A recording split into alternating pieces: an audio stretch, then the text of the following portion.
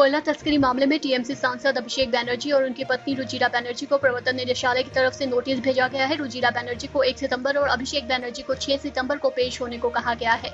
ED से मिले notice पर पश्चिम बंगाल के मुख्यमंत्री ममता बनर्जी ने तीखी प्रतिक्रिया दी है। ममता बनर्जी ने बीजेपी पर केंद्रीय एजेंसियों के दुरुपयोग का आरोप लगाया है। वहीं अभिषेक ने कहा कि टीएमसी को त्रिपुरा में भी जीत मिलेगी। अमित शाह को चुनौती देते हुए कहा कि टीएमसी को रोक कर दिखाएं। कोरोना काल में अनाथ बच्चों की स्कूल फीस पर सुप्रीम कोर्ट ने बड़ा फैसला लिया है। सुप्रीम कोर्ट ने राज्य सरकारों से ऐसे बच्चों की शिक्षा सुनिश्चित करने के लिए कहा है कि अगर निजी स्कूल इन बच्चों की फीस माफ नहीं कर रहे हैं तो राज्य को उनकी स्कूल फीस का बोझ वहन करना चाहिए। मशहूर रैपर हनी सिंह पर उनकी पत्नी ने घरेलू हिंसा का केस दर्ज कराया है। इस केस के सिलसिले में शनिवार को हनी सिंह को 30 हजारी कोर्ट के सामने पेश होना था, लेकिन दूसरी बार भी वो कोर्ट के सामने पेश नहीं हुए। दूसरी बार भी आदेश की अवहेलना करने पर कोर्ट ने हनी सिंह को फटकार लगाई है। कोर्ट ने सख्त लहजे में हनी सिंह को मैसेज दिया है कि कोई भी कानून से ऊपर नहीं है। दिल्ली की 30 हजारी कोर्ट ने 3 सितंबर 12:30 बजे हनी सिंह को पेश होने का आदेश दिया है। मोदी सरकार की महत्वाकांक्षी योजना प्रधानमंत्री जन धन योजना के शनिवार को 7 साल पूरे हो गए हैं। सरकारी आंकड़े बताते हैं कि कुल 43 करोड़ 4 लाख खाते खोल दिए गए हैं और अब इन्हीं खातों में सरकार द्वारा कई योजनाओं के पैसे डायरेक्ट ट्रांसफर किए जा रहे हैं। पीएम मोदी ने इस योजना की सराहना की और कहा कि प्रधानमंत्री जन धन योजना ने भारत की विकास यात्रा को अलग ही गति दी है। कांग्रेस नेता राहुल गांधी ने एडीआर की हालिया रिपोर्ट को लेकर बीजेपी पर निशाना साधा। रिपोर्ट में बताया गया है कि पिछले वित्तीय वर्ष में बीजेपी के राजनीतिक चंदे में 50% की बढ़ोतरी हुई है। इस रिपोर्ट के बाद राहुल गांधी ने ट्वीट कर लोगों से सवाल पूछा कि बीजेपी की आय 50% बढ़ी है और आपकी।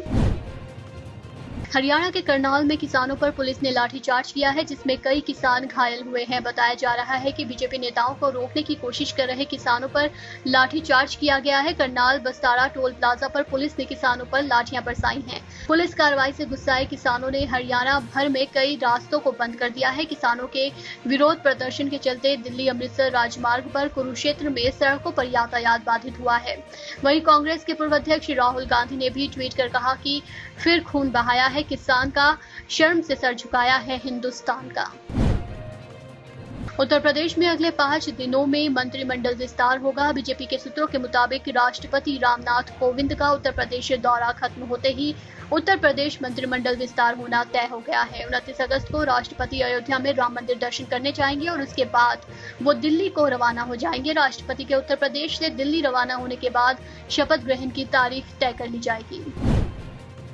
उत्तर प्रदेश में होने वाले विधानसभा चुनाव से पहले नेताओं का दल बदलना शुरू हो गया है। इसी कड़ी में मुख्तार अंसारी के बड़े भाई सिबगतुल्लाह समाजवादी पार्टी में शामिल हो गए हैं। उधर पूर्व मंत्री अंबिका चौधरी की भी घर वापसी हुई है। सपा प्रमुख अखिलेश यादव ने मुख्तार अंसारी के बड़े भाई सिबगतुल्लाह अंसारी को उनके समर्थकों के साथ सपा की सदस्यता दिलाई।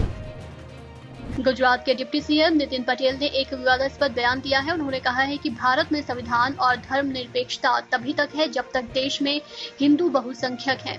अगर भारत में हिंदू बहुसंख्यक से अल्पसंख्यक बन गए तो संविधान और धर्मनिरपेक्षता में से कुछ भी नहीं बचेगा। शनिवार को तमिलनाडु की राजधानी चेन्नई में निगरानी पोत विग्रह को भारतीय तटरक्षक बल में शामिल किया गया है। इस मौके पर रक्षा मंत्री राजनाथ सिंह ने कहा कि दुनिया भर में हो रहे बदलाव हमारे लिए चिंता का विषय है। इस उथल पुथल के समय हमें अपने पहरेदारों को मजबूत रखना होगा।